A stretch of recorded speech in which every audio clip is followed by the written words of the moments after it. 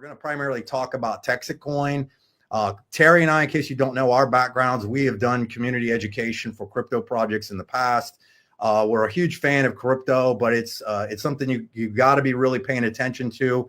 We're covering Texit today in a big way because we have founder Bobby Gray on here.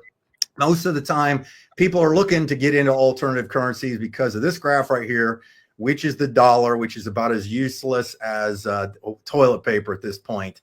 I wanted to bring these things up for you. I'm going to have my glasses on for this one. I thought this was kind of funny because one of the popular cryptos out there is XRP. We're all hearing it. It's in the news, things like that. And I pulled up the 6-month comparison chart between Texit and XRP, and it's absolutely insane. We're 6 months, both comparatively 6 months. XRP has grown 15%. TexitCoin has grown 1,200%. So that's pretty good. We lost Bobby. That's okay. I'll keep running through and hopefully he'll jump back on. Overall, in 1 year, this has grown over 4,700%, which is absolutely staggering. And Texit is basically a crowdfunding project. I think you're going to have to understand it than it has to be. It's a crowdfunding project of a blockchain mine. And what's cool is there's real miners out here. When I first heard about this, I have the home office and where these things are being built currently. I know there's an expansion going on already. Is in McKinney, Texas. I sent my brother-in-law to drive over there. He snuck in. I told him to go without asking permission, and he showed up. And Bobby's wife, she did say she was packing a piece when she saw a stranger pull up, which is Texas all the way. So I love it, which is great. But there's real miners out there, and the mines are getting bigger and bigger and bigger. To now we've got the goo going in these big containers, these fog hash containers. I don't know any of this, can't explain it to you. I just wanted to roll by some of this through for you. Also, a lot of you are out there. This is an old slide from a lot of the billboards that originally originated to get the attention of what Texas was all about. Now Bobby's spending some big money. We're talking big money on signage, digital signage. And these are pictures from the Dallas-Fort Worth airport. Got them running in Houston, got them running in Austin. People are getting their cars wrapped. People are driving McLarens as they can because stuff happens. Other ones are getting wrapped. I mean, it's insane. Now, one of the cool parts, because this is what we're jumping into right now, that's why I talk fast, is because Bobby Gray's got a great track record of being kind of a pioneer in alternative currency and basically helping to get honest money out there. Spoke over 10 years ago, I think it was 2018, if I remember correctly, in front of Congress with Rand Paul. 2012, long ago. Way back there. Was also recently in Vegas, spoke at the hydro efficiency. No, it was the Bitmart conference, which is like the miners that create that. He spoke there. I actually was in that room at that time in Vegas. And recently you spoke at Ron Paul's birthday party. It was really awesome. This is all these videos you can look up on YouTube, which is amazing and just fantastic. So we're excited to have you on here. I got my good friend Terry Tillard on here. Terry and I have done this for a long time. And I want Terry to kind of say hi because Terry's the guy that said something to me about Texit. And I trusted him because of his really deep experience in crypto. And so, Bobby, we're excited to have you on here. Obviously, Terry Tillard, why don't you say a few words and we're going to throw it over to the man himself. Cool. Well, thanks again for having me on, Mike. It's always a pleasure. We love doing this kind of community content, kind of podcast format, keep it informal. And I always love getting to interview the principals, the leaders of the groups, to hear it from the quote unquote horse's mouth. Bobby, nothing personal, of course. Sorry for the farm animal reference, but we're excited to be here. I like hearing about the vision. I like asking those questions. We're not legal advisors or financial advisors, but we do want to talk about hypotheticals, about visions, about maybe comparative analysis to other market cap projects. And we most importantly want to talk about honest money. I've been an advocate for honest money for several decades, long before Bitcoin came out. So this is not a new conversation for me either. And so that's one of the things that really intrigued me when I heard Bobby being a compatriot, if you will, for honest money. And so it's just a great conversation. So Bobby, talk to us. We kind of know where we're at right now, but we also want to talk about the future of where we're going. Maybe we start by giving people like a real short snapshot of why is Texit? Why did you start it? And then we can get into the where we're going in the future, where we're at in the project today, and start talking about the next milestones and the like. Well, we've definitely come a real long way from where we were the last time we got together and had a video update. I mean, I look at this project and my mind is blown about the acceleration, the growth, the excitement, the momentum that it's got. I mean, when you sit down and you put your business plan together and you write these things down, you plan for them, you hope for them, and then when you actually see them materialize as well as or better than you originally hoped, it's kind of breathtaking. You know, you try not to be too surprised because obviously we needed to be successful in order for this to work.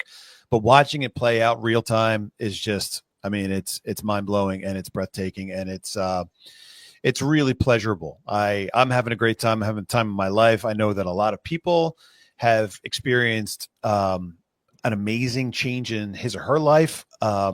You know, there are great stories pouring in from all over the globe now. You know, we thought this was going to be a Texas thing, then it was an American thing, and all of a sudden we've got communities popping up in Italy and Spain and New Zealand, Australia. So all over the world, people are attracted to that conversation of honest money. And that's what I spoke about a couple weeks ago at the Ron Paul birthday barbecue. It's like, you know, TexitCoin is what happens when the financial technology that is cryptocurrency gets paired up with something as important as honest money. When you put those two concepts together, you have something that's going to bring together people from all walks of life. And we're seeing that play out real time, and it's unbelievable. So, you know, I'd like to think that I planned all this exactly to happen just this way, but even I get surprised every once in a while as well. So where are we today? Today's a big day because one of the slides that you had up in the show a moment ago is the delivery of our first container. And that's a big deal because two things, really. Number one is when I started this thing, it was a bunch of guys drinking coffee on a Saturday morning in a garage with a couple racks full of these L3 Bitmain, you know, miners screaming, making all kinds of heat. We didn't really know what we were doing. And we were just a bunch of guys getting together, talking crypto and talking about this project that we thought could turn into something really great. That's where it started last April. Where we are today is 10 acres of land on Big Power in Victoria, Texas. Our first BC40 from Fog Hashing, the world leader in immersion cooling technology, something we learned some time ago. The world leader is putting down our very first BC40. Now, that's a 40-foot shipping container that holds 200 of the top of the line ASICs. I mean, not the bargain basement stuff, not the stuff that we're barely able to afford picking up used in the secondary market off eBay, but the top of the line from the best manufacturers, the best equipment. This is what we've crowdsourced now. And so it's getting installed right now. It's probably going to be about 3 or 4 weeks before we actually can like flip the switch and turn it on. But this is a major milestone for us, not just because it shows you how far we've come since then, but we keep telling people the focus of our project is to build a mine. And until they see this impressive thing being built, they're going to always be skeptical. And fair enough, because so many projects have come before us that have endeavored to do what we're doing, but never got there.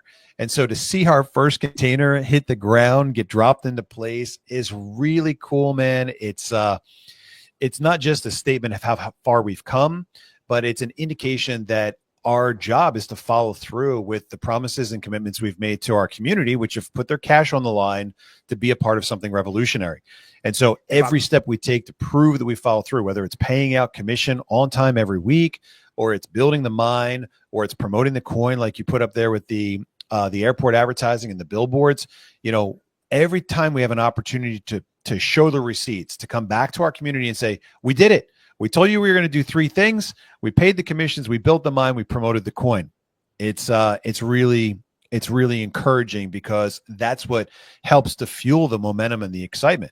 You know, it's like in 2025, all of a sudden doing what you say you're going to do is a bit revolutionary. And so great. Sure, let's be the guys that follow through. Let's be the guys that hold each other accountable. Let's be the guys that watch each other's backs. Let's be the guys that promote across teams, across groups, not caring, you know, did you sign up with this guy or that guy? Opening up rooms and hotels and restaurants and living rooms to anyone and everyone that wants to get out and be passionate about the same thing that I've cared about for 18 years, you've cared about for decades, honest money.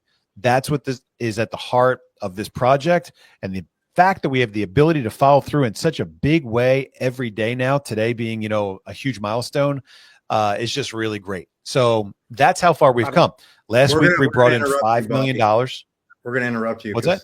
Yeah, I just wanted you you to clarify one thing, Bobby. I think it's important. This is not the first set of mining equipment that goes live. This is the first big on-premise separate container from the original equipment and stuff. So I just wanted to clarify for people that this hasn't been waiting. And we've been live for a while, but the first chart on our dashboard of statistics that shows exactly how we're doing, and the statistics are updated real time, up to the minute.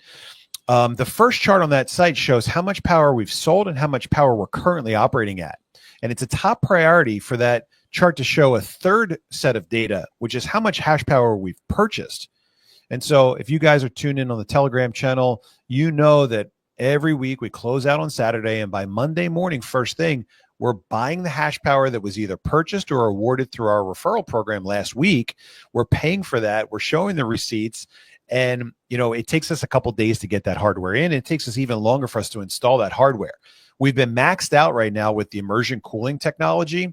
So now that this BC40 container is going into place, we can drop the 200 ASICs that are sitting at our factory right now, just waiting to get installed, so that chart on the website shows how much we've purchased, how much we've sold, and how much we're actually running at. And those, we want them to be very close together, because that, again, that's the indication to our community that we followed through. We didn't just buy the equipment. We didn't just get the equipment, but we installed the equipment. And it's hard work. It's time consuming. It's expensive. It requires, skill sets across the board, from land acquisition, leasing, and power distribution, and all kinds of stuff. So, it's a job. And I know why the guys that tried to do this in the past failed, because it's not easy. And when you get to that point in the road where you're like, well, do I take the easy way out and keep the cash and take care of myself? Or do I do it the hard way, as we've always done, and follow through on the commitment? These are the things that are designed not just to make our project successful, but to also keep me out of jail, which is like a real top priority for me. And so again, to see that happen, to go from, a couple L3s on a rack to a couple L7s in a bathtub to a container full of L9s, the top of the line technology, it's really fun to watch. And it's just getting easier and easier and easier as we get bigger and bigger and bigger. Hey, Bobby, we're so grateful. I think I know I'm just speaking for myself, but the whole community is, we get nothing but positive feedback of how transparent you are on, because everybody, in case you don't know this, if you're part of Texit, you have a back office, and Bobby does private Zooms every Tuesday with just the miners, where he pays commissions live. He shows all the updates going on. He shows what's going on. People, I need you to invite 2 more people. I want to break 1,000 people, by the way. I see 9. There it is. I did it. Thank you. I got 1,000 people on this live. 1,000 live right there. Yeah. Midday. Look, I took it. I got a picture. I got a proof. I want to show you. Sorry, I got all excited about that. So you can see it. On the live, midday. That's perfect. Because I felt a little responsible, because I told Bobby, he's like, you want to do this, want to do a live? And I'm like, yeah, we'll have over 1,000 people on there. So, whoo, thank you guys. Here we are. But anyhow, I titled this one because a lot of people obviously are part of Texit already. There's lots of information already out there of people that can watch videos and understand what this really is.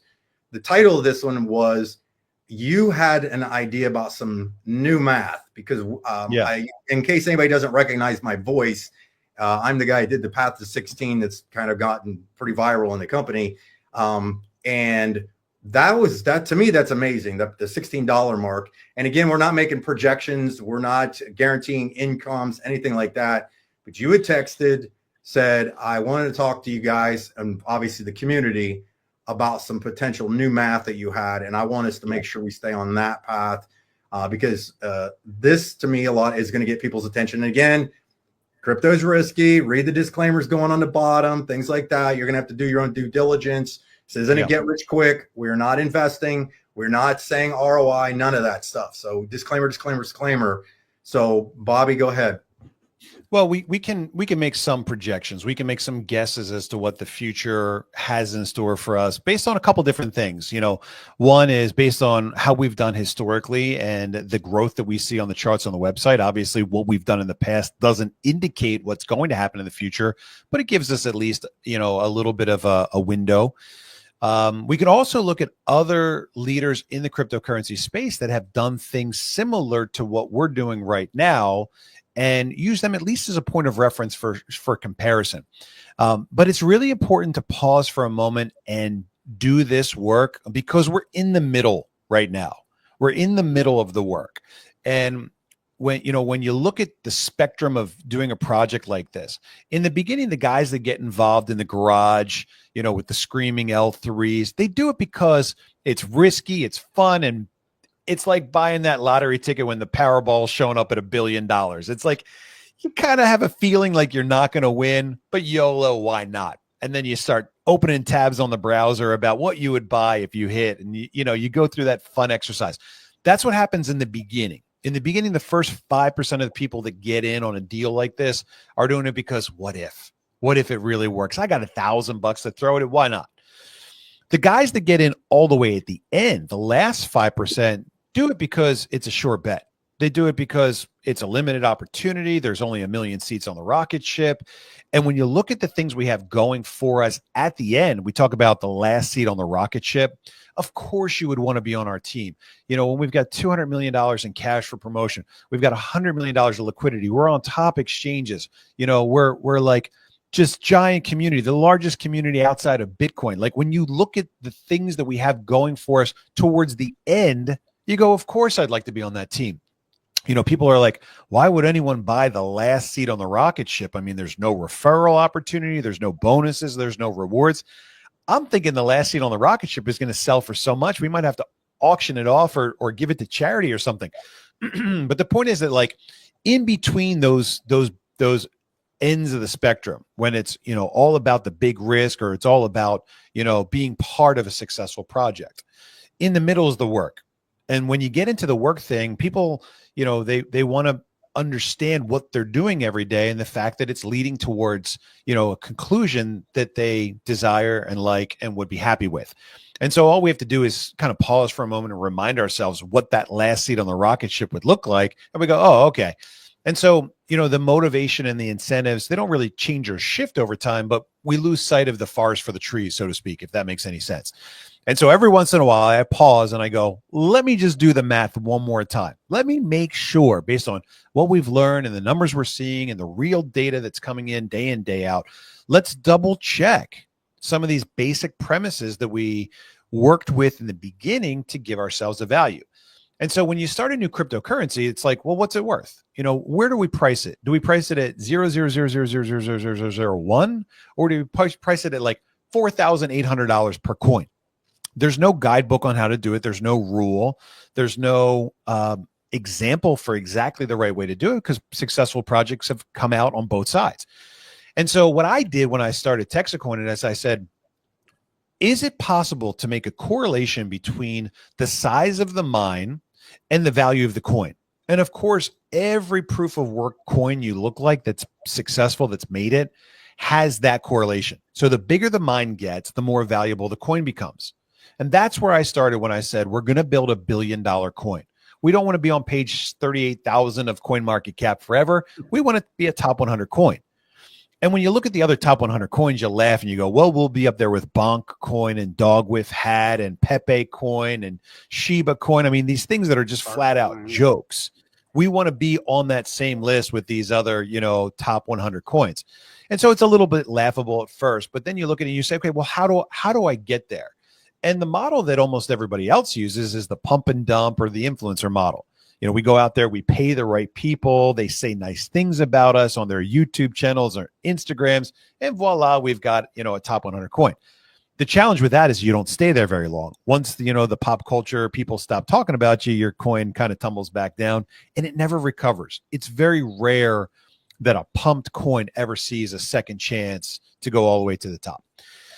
And so when I started thinking about value and long-term roots, things going deep to give us real credibility, not just as a quick flash in the pan, I started looking at building this mine. And we build the mine for a lot of different reasons. It gives us control. It gives us something that is made in America. It gives us something that actually follows through on proof of work's promise.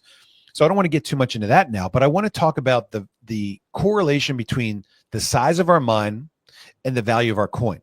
And so, like you mentioned in the video that you created about the path to 16, we've got an extremely well documented, well formulated, well researched strategy on how we go from brand new, nobody likes us, nobody knows us, nobody trusts us, to $1 billion coin.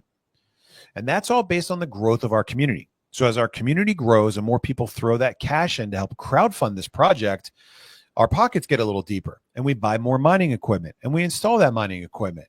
And then we have more cash to put out there for promotion and marketing. And so we're seeing all those things come together. We also do a couple other things with the cash, pay our team and our development guys, but we additionally put cash into our own liquidity. So I published a chart, I call it the path to 16, and it shows as our cash comes in and we set aside money for liquidity, we are able to go onto the market and buy back our own coins at a particular price. And so we nudge the price of the coin up a little bit, and then we step back. We step back and observe and see if the market agrees in any way whatsoever with what we're doing. And it's really important that people understand that this chart is based on a combination of what I call Gresham's law, which is the idea that bad money pushes good money out of the marketplace. It's the model that I used for the Liberty Dollar and the American Open Currency Standard that made it work so well. And the second part is something called Metcalfe's law that says that the power of a network becomes exponentially valuable as the size of the network increases, right? So you can research both of those things and you can learn more about them on the Path to 16 article. But I was getting into that and I said, you know, a lot of people are looking at this and saying, Bobby's absolutely crazy for shutting this thing down at 100 million megahash. A million seats, like we're just getting cooking. You know, there are hundreds of millions of people, you know, tens of millions of people in the US, hundreds of millions of people around the globe that love this type of, you know, growth model. Why would we ever shut it down at 1 million seats? And the idea of shutting it down comes from kind of a couple things. The biggest two, number one, are setting a goal, reaching it, and stopping. You know, anytime you're building something, you always want to know where you want to get, and you want to make sure that you never go too far. The Bitcoin mining network today is estimated to be 10,000 plus times bigger than it needs to be in order to effectively process the transactions that are taking place on that network. People are writing terrible stories about how inefficient and how much energy consumption is being, you know, drawn by this incredible beast that's called Bitcoin mining that has no end in sight. And so as we build this efficient network, we want to say we want it to be this big. We don't need to get any bigger. We need it to be big enough to register on the global scale, and the global conversation. We need it to be big enough and reliable enough, robust enough, decentralized enough that it's able to process the transactions that are taking place on the network, the layer 2s and the other, you know, mission critical applications like community currencies. But we don't need it to be so big that it's on this runaway train that's just burning inefficiently through power. We don't need that. So we say, okay, if we're able to build this 100 million megahash mine, are we able to make an assumption or a projection based on anything else that's out there? And that's where I stop and I pause and I look at Litecoin and Doge. Most people don't know, but Litecoin, Doge both share the same backbone infrastructure, the same mining infrastructure to power those two coins. And so we're building a mine today that's going to be about 5% of the size of the Litecoin Doge network. And because there's a correlation between the size of the mine and the value of the coin, I think it's fair to say that if we build a mine that's big enough and reliable enough that the world's going to use it, and we get to the point where we're 5% of the size of Litecoin Doge, and not just 5% of the size, but we're taking 5% of the Litecoin Doge blocks to pay our electric bill, essentially giving us like free TexitCoin.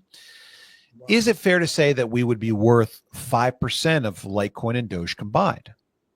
And so we look at the value of Litecoin, pull it up right now in the open market. Where are we at today? Litecoin is number 20 today with an $8.7 billion value. And Doge today is $32.9 billion value. So if I get out my calculator and I say 32.9 plus, what do we say, 8.7? 8.7 is a combined value of $41.6 billion, and multiplying that by 5% will give TexitCoin a $2 billion value if my math is right and fair, right?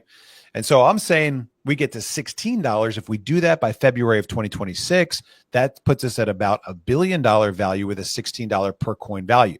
So I'm estimating half of what the Litecoin Doge network is, even though we're 5%, right? So again, that's where my math begins. My math says there's a strong correlation between size of mine, value of coin. If Litecoin Doge would share the same backbone, are, a $41.6 billion coin, and we're 5% of that, we should be at a $2 billion coin. That would put us at 32. So that would put us double of what my initial projection is for February 2026. I always like to be conservative. I always like to underpromise and overdeliver, but that's a best guess as what we could be or should be worth based on the correlation between size of the mine and value of the coin by February of 2026. Does the math make sense so far? Yes. But I can't Questions, believe it's shocking to hear you talk about Doge. Poke holes in the theories, guys. I'm looking for the Achilles heel. So tell me where I'm off. No, that's very reasonable. But hearing you talk about the size of Doge relative to Litecoin is just insane. Just to even hear it out loud like that. But no, everything you're saying is conservative and reasonable, of course. We saw the first shipping container, the first BC40, getting dropped into place today. It'll be a couple weeks before the power company cross connects the grid to our container, and we flip that switch and turn it on. But that's a 1 megawatt installation. We'll have 35 of them when this thing is said and done. Okay, number one. Number two is we've got the next 3 containers already on order and on the way. We've got a site in Mansfield for the next one. We've got a site that we're looking at in Houston right now for the 3rd one, or maybe the 4th one. I'm not sure which one is going where. And then we're hoping to upgrade the McKinney one to a full megawatt as well, right on the back of my yard, where the brother-in-law drove by that one day to check out the little bathtub full of ASICs. And so we'll have 35 of these, but they're going to be scattered all over the state to make us incredibly big, incredibly decentralized, incredibly supportive of the communities that we're going out and reaching out to do business with, and cognizant of the requirements and the limitations of the power grid. And so we're working with all these different variables to build out this robust network. We saw the first one getting dropped in place today. 34 more are coming. And that'll put us at 5% of the size of Litecoin Doge. Not anything to sneeze at. And tell me that the crypto community can ignore us when we're taking 5% of the Litecoin Doge blocks every single day. Who's getting our blocks? Some guys in Texas. Well, go take their blocks. Oh, you can't. You can't mine our coin. We can take yours, but you can't take ours. That's what a permission coin does for you. I don't want to get into the permission versus permissionless thing right now. We should do another call about that. But we've got some really great arguments as to why permission is the way to go. All right, now, here's the big moment. You ready? I want to pause for a moment, and I want to remind you and everyone else that 100 million mega hash, 1 million seats, $16 a coin, $1 billion value is only the beginning. Do we hear banging right now? I got construction here. Okay. Let me say that one more time if we need a good clip of this. $16 a coin, 100 million mega hash, $1 billion value, 150, 250,000 people in our community. It's exclusively the beginning. It's not the end. It's the proof of concept. And you guys are right in saying that Bobby Gray would be absolutely crazy if he shut it down and walked away from this momentum and the growth. You're right. I would be crazy. And guess what? I'm going to shut it down. But that's only so that we can move on and do something else somewhere else next. Now, I don't want to get too deep into exactly what the details are right now for one very specific reason. I want us to stay laser focused on the goal that we have in hand. The goal that we have in front of us, which is almost so close to us right now that we couldn't miss the target even if we tried. That number, by the way, is 50%. I will give everybody not just more details along the way, but what exactly we're talking about when we get to 50%. Right now, we're at 7. Okay, but as we start going like this and doubling and doubling and doubling, that 50% mark shows up very soon. And then we're 1 or 2 months away from filling the seats and being done. So I don't want us to lose focus until the target is so close to us that we couldn't miss even if we tried. But I want to tell you, and I want to remind our friends our mining community that this is just the beginning. This is proof of concept. Not only did we prove that it works and a bunch of ordinary people can do something absolutely extraordinary, but we're rewriting how decentralized mining proof of work coins can efficiently operate around the globe. Yep. I'll leave you just kind of with that. But use your imagination for a moment. And imagine we do it really well here. And the rest of the world goes, well, what about us?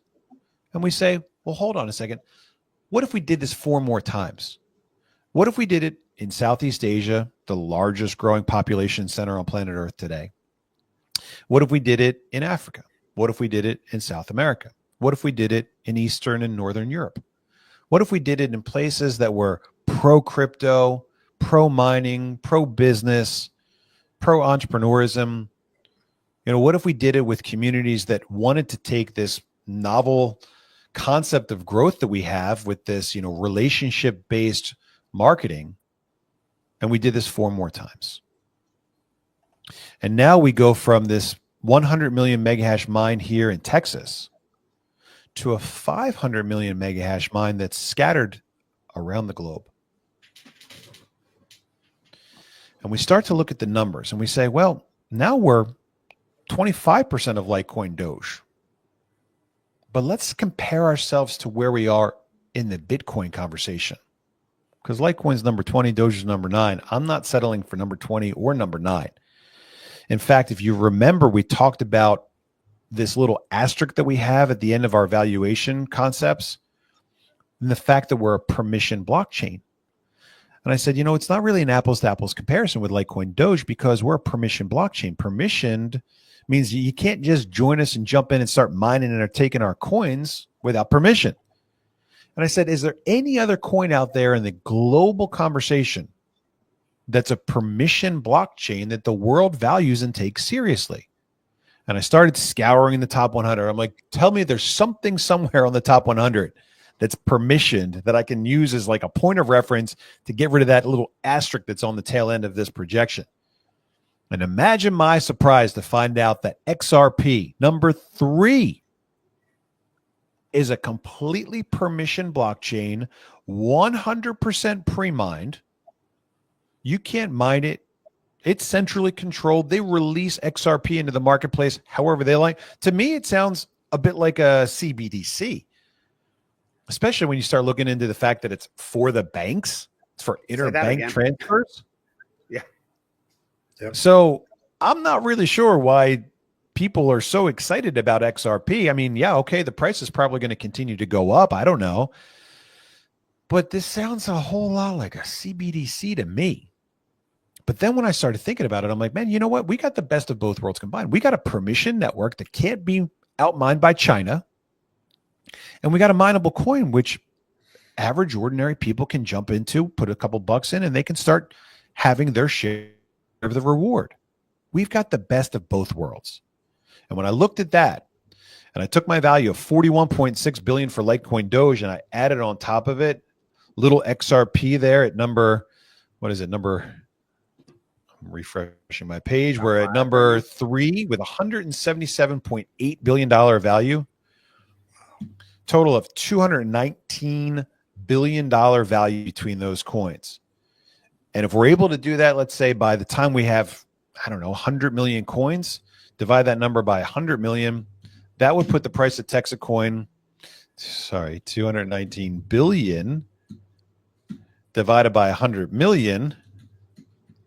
Sorry, my calculator put us at $2,190 a coin. And that's a big projection. I know it's fantastical, but this whole project has been fantastical so far, and it's all kind of worked exactly the way we thought.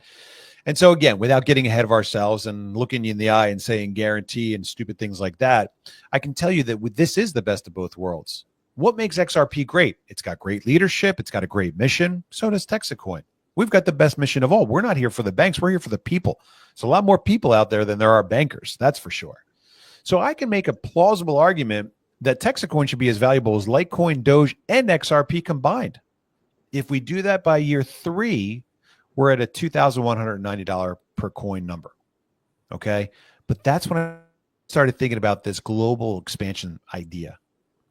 If we've got a network and the network is built in Texas and the Texas grid goes down as it has struggled in the past with Snowvid-19 or whatever we call it, wouldn't it be great if we had a backup on the other side of the world? I created this thing that I call cross mining. We've heard of merge mining. That's where we're mining Litecoin and Doge to pay our electric bill. What about cross mining? What if we had a partner on the other side of the globe and it was running the same technology, but it was mining its own coin? We're mining our own coin and we're supporting each other's networks at the same time. They get to keep all of their coins. We get to keep all of our coins, but now we have, opposite ends of the globe redundancy.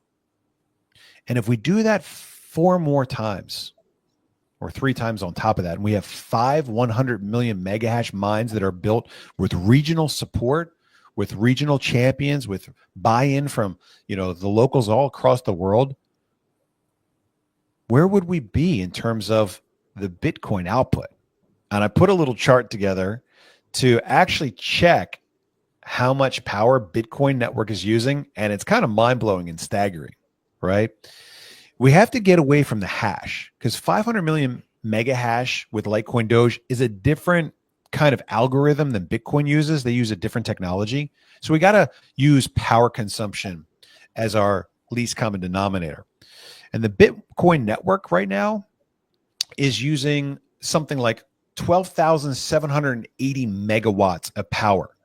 Now, that's if everybody that was mining Bitcoin was using the best hardware available on the market today, which of course they're not. They're using all kinds of different stuff that they've acquired over the last couple of years. But if we built 35 megawatts of power, like the one container uses, we have 35 of them, and we build that 35 megawatts 5 times around the globe, we're at 175 megawatts of power. Okay, so then we look at it and we say, okay, the Bitcoin network consumption is at 12,780. And that would put us at a percentage of the Bitcoin mining total. And the Bitcoin network difficulty just dropped a whole bunch. I did my numbers the other day. But at the numbers where I am today, based on real world actual usage at this very moment right now, if we build that 35 megawatts and we did it 5 times, put us 175 megawatts. If we divide that into the total network consumption of Bitcoin, it would put us at about a $1,650 per coin value. And so we can look at that number one way from the front. We can look at it another way from the back. And again, that's just my quick math right now, going through and trying to figure out how likely it is that if we produce a mine that's so big, but it's a percentage of the size of the mine of Bitcoin, how fair is it to estimate that we could have a particular value by end of year 3, maybe going into year 4 as we build out that mine all that way? So the big takeaways are, number one, $16 is just the beginning. Building our 100 million mega hash mine here in the state of Texas is just the beginning. We're proving out our concept. As we look at international diversification, and again, I don't want to get too far into the details now, but as we look at establishing relationships with friends and countries around the globe to show the whole world how to build a powerful, decentralized, robust, by the people, for the people network, we can look at that not just as a comparison of Litecoin Doge, but also as a comparison for the Bitcoin network itself, which will be, the digital gold to our digital silver as we get to that point. So the numbers are constantly shifting and changing. That's why it's an important thing to do this math, frequently. Because when I started out building this network in the first place, I was shooting to be 10% of the size of Litecoin Doge. Then the Litecoin Doge network doubled.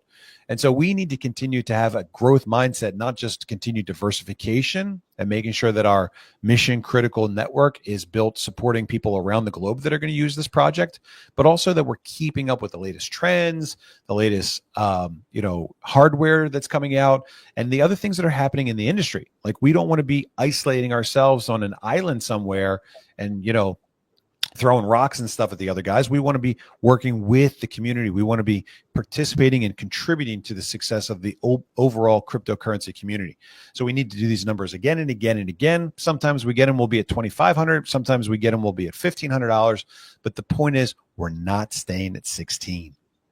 16 just proves that what we're doing is working, that it was good, that people like it, people trust it, people are willing to pull out some of their hard-earned cash to become involved with it. And as we prove that out, and as we build that here in the US, and as we're making friends all over the world, we're looking for other ways to make our network redundant, reliable, robust. And this is just the beginning at $16. Bobby, a couple questions. I see someone keeps asking if it's fixed supply or inflationary. It is fixed supply, and we are not at full dilution yet. We are still distributing tokens on a daily basis. So in case you're wondering, Bobby, another question always comes up, and you've done an incredible job, unparalleled job on the brand awareness side. If you want to create a currency, you need various market participants. You need that brand awareness. You need all these different elements. And you're doing a fantastic job in that department, and we trust going to continue to do so. Can you talk to us a little bit on the utility side of a little bit about your vision, and maybe an update also of where this community currency that you and I have talked about in the past is kind of at, and how that could also have a dramatic impact on where we go in terms of value? Well, I can give you a lot of updates in that regard. First, let's remind everybody that our utility is to pick up where Bitcoin left off. When Bitcoin started, it was a currency, it was digital, it was decentralized, it was peer-to-peer, it was money for the internet. And that mission was largely abandoned when the price took off and people got excited by the memes and the NFTs and all the other things that you could do with blockchain technology. I remember that discussion happening in like 2017, 2018, where people said, no, it's not Bitcoin, it's blockchain. That's the part that matters. And of course, those people are right. Blockchain means transparency. Blockchain means accountability, means proof. And so anything that you build with blockchain technology is going to be more honest, more open, more transparent than anything else. And of course, that can have profound impact on all kinds of different industries. But the biggest thing of all, the number one utility for blockchain technology is money. The reason people are getting into crypto is because they're discovering that cryptocurrency gives us the world's most accountable monetary system. How many dollars are out there? I don't know. How many do they make every day? I don't know. Where do those dollars go? I don't know. We know exactly with TexitCoin, with Bitcoin, with any proof of work coins, exactly how many there are, who gets them, what you have to do to get them. It's just a matter of throwing ASICs and energy and cash at it, and you can have your own fair share as well. And so with crypto, we've got the most honest, accountable monetary system on planet Earth. That's the most important utility. It's the one that the Bitcoin bros forgot because the banks kind of came in and said, whoa, we got this. Let us take care of the money. We're so good at it. Okay. And so TexitCoin is bringing that utility back.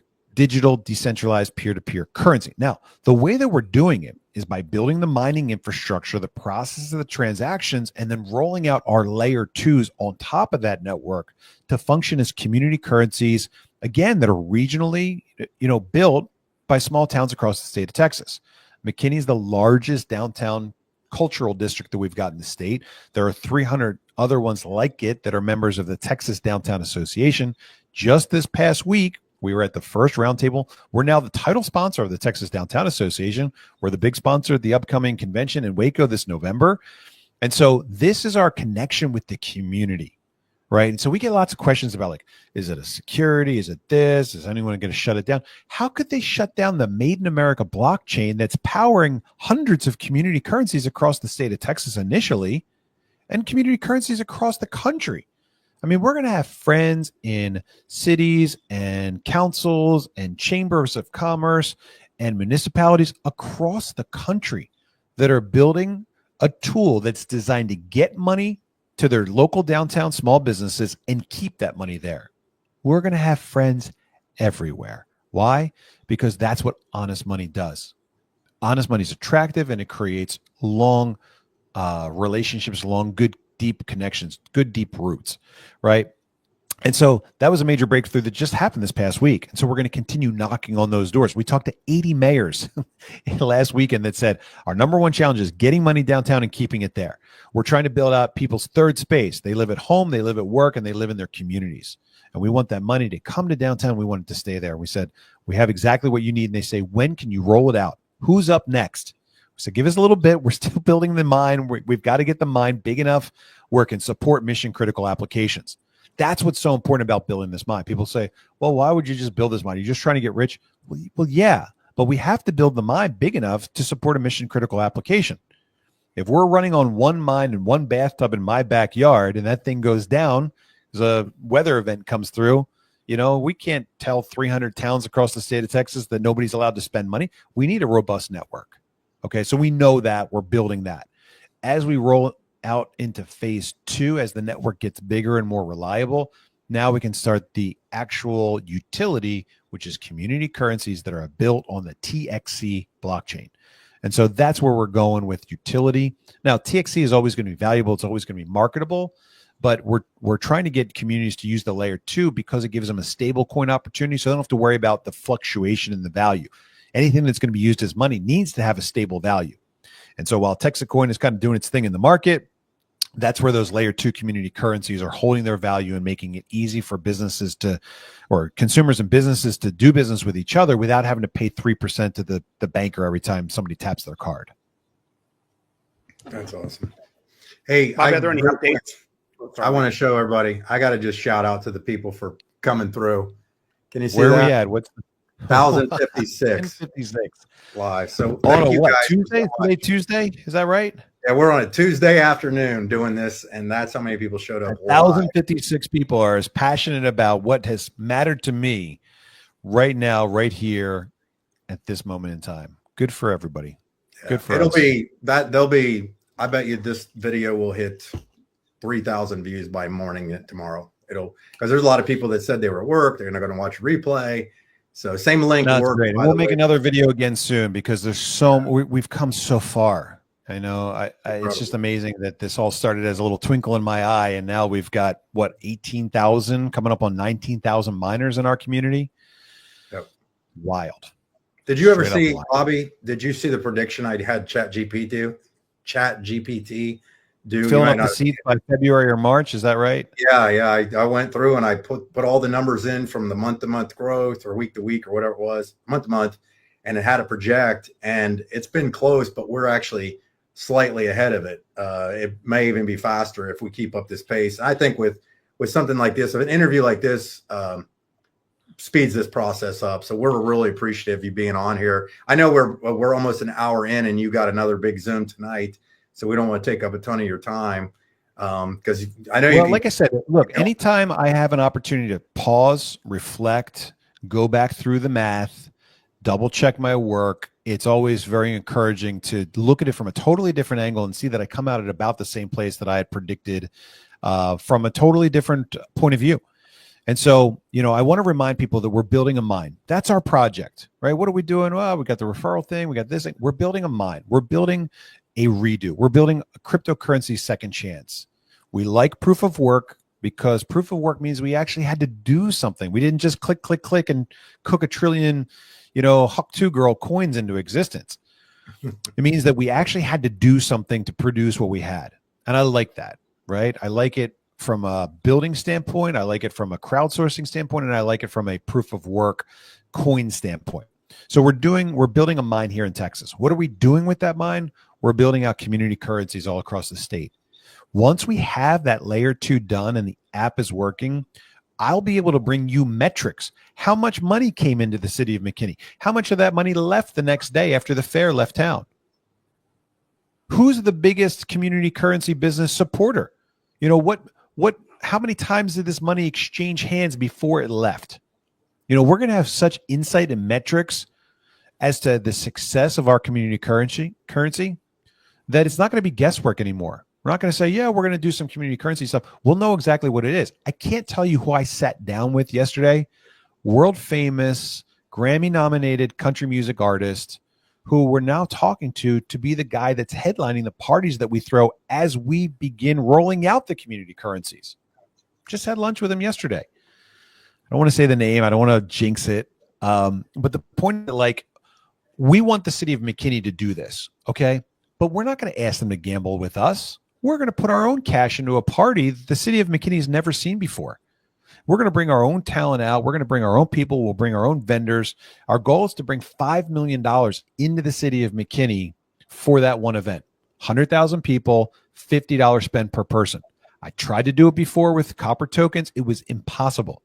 Now with digital, I can roll the whole thing out and we can track it all instantaneously.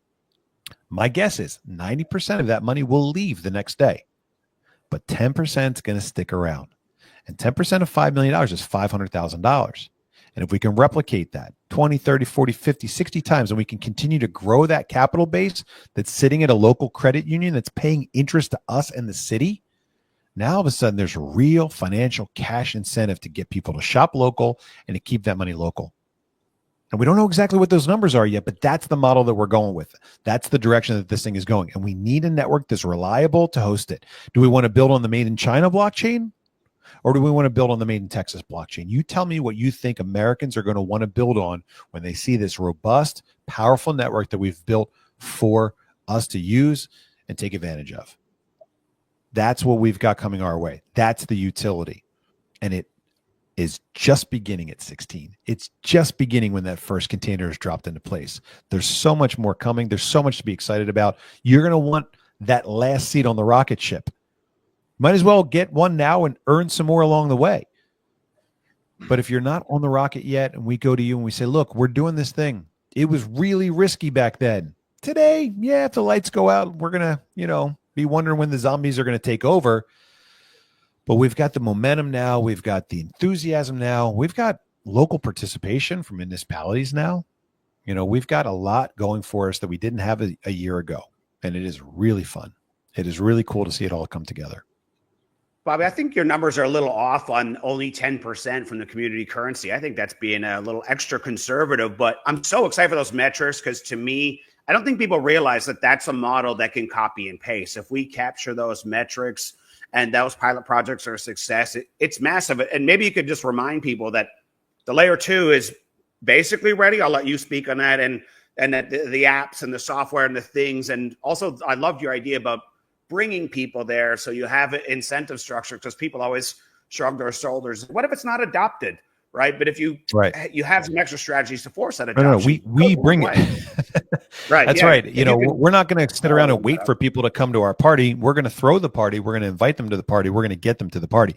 The layer 2 is done. But of course, until that container gets turned on, we're nowhere near big enough and reliable enough to roll out a currency. It's fun for us to trade if the network goes down or is a little slow. Not a big deal. But if, you're sitting there trying to buy a cup of coffee and your transaction is not going through, it's very frustrating. So the layer 2 is done. We rolled it out for the Ron Paul barbecue with the NFT that we did. And so that's in place. We're still working on the app and we've got a long way to go there, but it's the network now that really has to catch up to where we are today. As far as the number being off, I think you're right. The average, like the city of Addison or the city of McKinney, when they do a big event, they'll get an average ticket of $50. But what's going to happen with our app is we're going to give them a bonus if they pick up $100. If you get $100 of the layer 2, we'll give you a 5% bonus. So now somebody that normally would have spent $50 is going to spend $100, giving them 105 in tokens. And they maybe only are going to spend 40 of that. So that'll leave 50+% left over for them to come back and spend later. Think about it, right? You go to a fair, you got all these paper tickets. If you don't buy 8 funnel cakes on the way out the door, the tickets are worthless. But now if you know that you can come back on Tuesday night to the boutique, on Wednesday night to the Italian restaurant, and Friday night to the pub, like, why would you spend it all right now? It's totally safe. It's trusted by the guy down at the credit, or it's being cared for by the guy down at the credit union. And the longer you leave it in there, the more benefit it's creating for the city. So now you have got an incentive to actually not spend all of your worthless paper tickets on the way out the door. And as we are building that user base, we're able to go back to the community of people that are using the app and the layer 2 community currency and give them special offers and promotions and all kinds of things to keep them coming back to town. And so, yeah, man, I'm really excited to see how far off those numbers are. If 5 million goes in and 2.5 million sticks around and we're earning 4% on that a year, that's a huge upside just in terms of the cash that we've got to work with to maintain the community currency.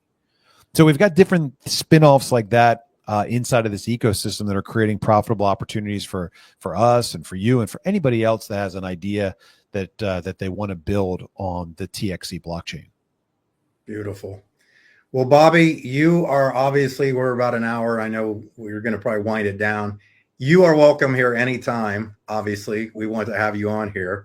So anytime Well, you I get a like coming great here idea, to flesh out these ideas. You know, yes, we've got a theory, and then I like to bring them to you in the community. You've got 1,000+ people that have eyeballs on this thing that can, you know, double check the math, look at the math your way, see where the holes are. Let's patch those holes. Let's plug them.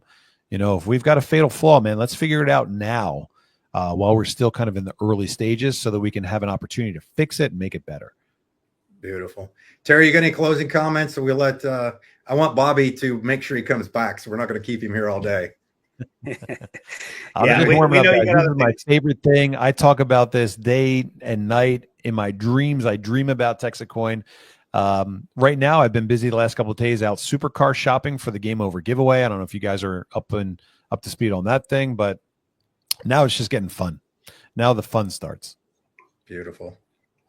Terry, any last words? No, I just want to thank you for your time as well, Bobby. We really appreciate it. We love having this dialogue. Let's do it again more frequently. I think it's been a little too long since we last did this, and it's been going great. And we'll let you cut loose because we got to build a community currency, and you also got to go live in a few hours. So that's right. Well, thanks for having me, guys. It's really great to be here. Thanks for hearing me out. Thank you to the 1,000+ people that took time out of their day to tune in, and I'll see you guys in just a couple hours on tonight's call. Awesome. Thank you, Bobby. Appreciate it.